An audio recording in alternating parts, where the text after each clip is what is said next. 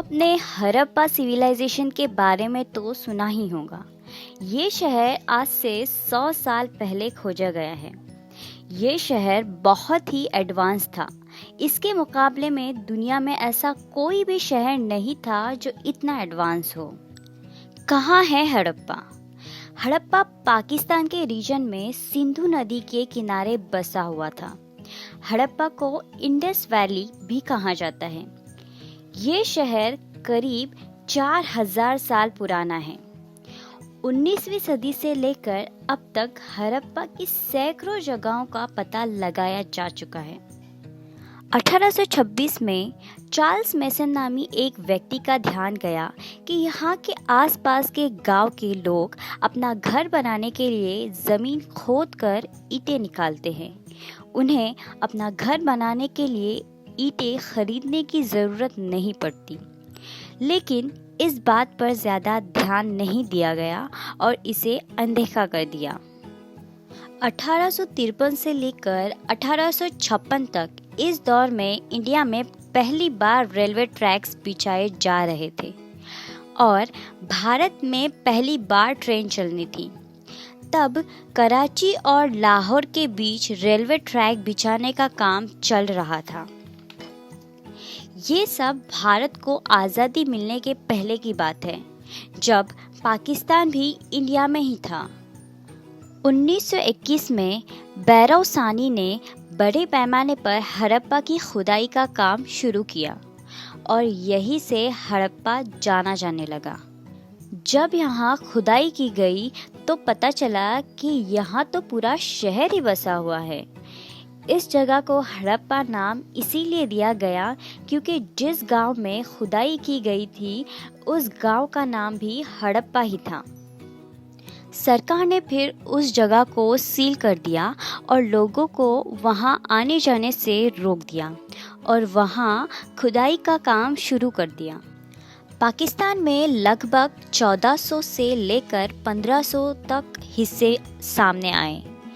1922 में राखल दास बनर्जी ने पाकिस्तान में हड़प्पा के आसपास की जगहों की खुदाई की, जहां एक और शहर मिला जिसका नाम मोहनजोदारो था। आपने मोहनजोदारो के बारे में तो सुना ही होगा। दरअसल हड़प्पा और मोहनजोदारो दोनों को जुड़वा शहर भी कहा जाता है। फिर इन शहरों के मिलने की खबर पूरी दुनिया में आग की तरह फैल गई। 1921 से लेकर 1946 तक इंडिया और पाकिस्तान को मिलाकर तकरीबन ऐसी 40 जगहों की खोज की गई। हड़प्पा सिविलाइजेशन की मेन साइट्स अफ़गानिस्तान, पाकिस्तान और इंडिया में मिली है, जहां अफ़गानिस्तान में 2, पाकिस्तान में 475 और इंडिया में 925 मिली हैं। अफ़गानिस्तान, पाकिस्तान और इंडिया को मिलाकर कुल 1400 से लेकर 1500 तक जगहें खोजी जा चुकी हैं।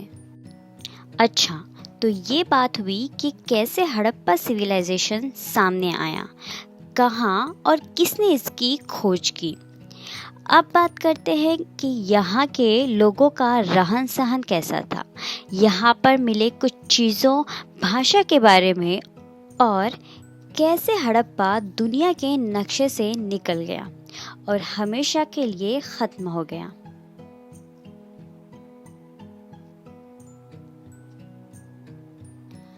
हड़प्पा के लोग खाना शहर के आसपास के केस्त्रों में व्यापक केस्त्रों से किए जाते थे।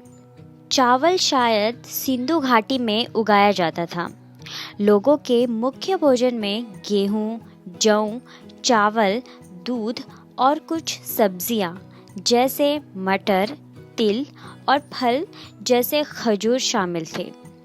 बीफ, मटन, पोर्क, चिकन और फिश भी इनके खाने में शामिल था। कृषि हड़प्पन लोगों का मुख्य व्यवसाय प्रतीत होता है। घर के ज़्यादातर बर्तन मिट्टी के या धातु जैसे तांबे और कांसे के बने होते थे। मिट्टी के बर्तन की कला ने हड़प्पा ने एक अद्भुत उत्कृष्टता प्राप्त की। ज़्यादातर रसोई की चीज़ें जैसे जार, वेसल्स और बर्तन वगैरह मिट्टी और पत्थर के बने हुए थे। तलवार जैसे रक्षात्मक हथियार भी शामिल थे। कमरे सजाने के लिए और आराम से बैठने के लिए कुर्सियाँ और औजार का उपयोग किया गया था। यहाँ के लोग लोहे, तांबे, पीतल और लकड़ियों के आभूषण और हथियार और सोने की कलाकृतियों में माहिर थे। यहाँ भारी मात्रा में सिक्के मिले हैं जो मिट्टी के थर पर एक खास तरीके के सांचों से बनाए गए थे। यहाँ के लोग टाइम पास के लिए जंगली जानवरों का शिकार, बैलों की लड़ाई, मछली पकड़ने और मिट्टी की मॉडलिंग लोगों के सामान्य सामाजिक मनोरंजन में शामिल था। विद्वानों द्वारा सुझाव दिया गया है कि उनके बीच मजबूत पारिवारिक संगठन थी। शिल्पकारों ने अपने बच्चों को क्राफ्टिंग में अपना कौशल सिखाया था। यहाँ कई खिलौने भी मिले हैं। खिलौनों का उपयोग परिवार के बच्चों द्वारा किया जाता था और यहाँ के लोग शतरंज जैसे खेल भी खेला करते थे। पत्रों के साथ उत्खनन बड़े संख्या में ये विचार प्रस्तुत करता है कि हड़प्पा के लोगों में साक्षरता का प्रतिशत अधिक था। यहाँ कुछ ऐसे घर भी मिले हैं जिसमें 30 कमरे भी हुआ करते थे। यहाँ के स्नान घरों और नालियों में जो ईंटें इस्तेमाल की हुई थी उन पर चारकोल की पतली परत चढ़ाई गई थी। चारकोल की परत पानी को किसी भी तरीके से बाहर निकलने नहीं देती थी। माना जाता है कि दुनिया को कुएं की देन हड़प्पा ने ही दी थी। यहाँ 700 से भी ज़्यादा कुएं मिले हैं। इस शहर में पानी और गंदगी निकलने के लिए नालियाँ तक बनाई गई थी। यहाँ के हर घरों में बाथरूम और टॉयलेट हुआ करता था। यहाँ कई तराशी हुई मूर्तियाँ भी मिली हैं। हड़प्पा में व्यापार बड़े पैमाने पर होता था। उस वक्त कोई भी मुद्रा नहीं चलती थी, तब चीज़ों की अदला बदली से व्यापार होता था। हड़प्पा सभ्यता के लोग समुद्र के रास्तों दूसरे देशों से भी व्यापार करते थे और इसका सबूत मिला है अबू धाबी में। अबू धाबी में खोजकर्ताओं को एक कुआं मिला है जिसमें हड़प्पा के जुड़े कुछ चीज़ें मिली है जो दिखाता है कि हड़प्पा के लोग समुद्र के रास्ते से भी व्यापार करते थे।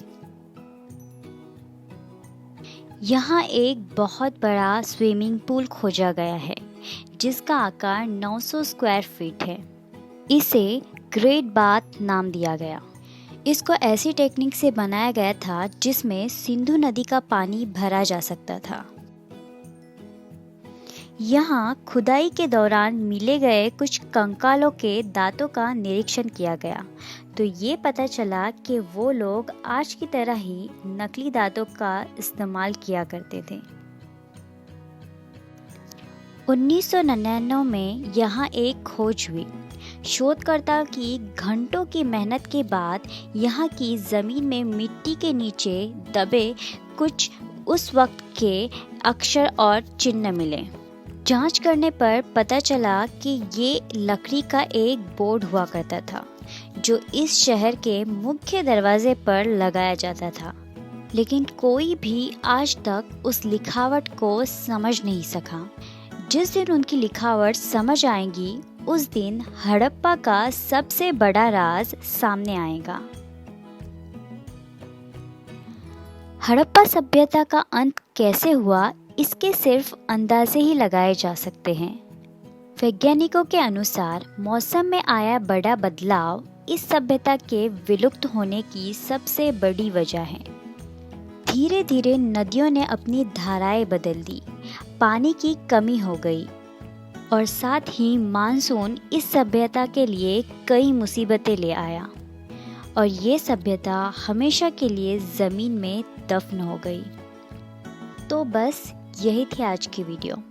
अगर आपको आज की वीडियो पसंद आई होगी तो इसे ज़्यादा से ज़्यादा शेयर करें और हमें कमेंट करके बताएं कि नेक्स्ट वीडियो किस पर होनी चाहिए। लाइक और सब्सक्राइब करना ना भूलें।